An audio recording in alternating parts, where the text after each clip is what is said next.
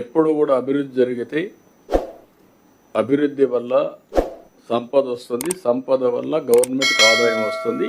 మళ్ళీ ఇది ఒక సైకిల్. అది టోటల్గా మిస్ అయ్యే పరిస్థితి వచ్చింది. 10 లక్షల కోట్ల రూపాయలకి ఇప్పుడు బారో చేయాలన్నా FRBM పర్మిట్ చేసే పరిస్థితి లేదు.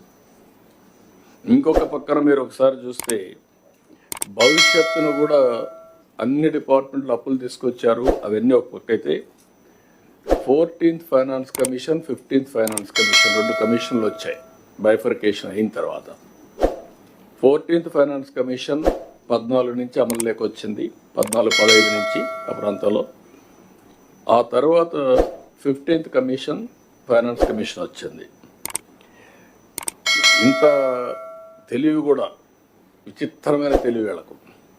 మనం అందరం ఆలోచిస్తాం అంటే ఇయర్లు ఎంత వస్తుందో ఆలోచిస్తాం, కానీ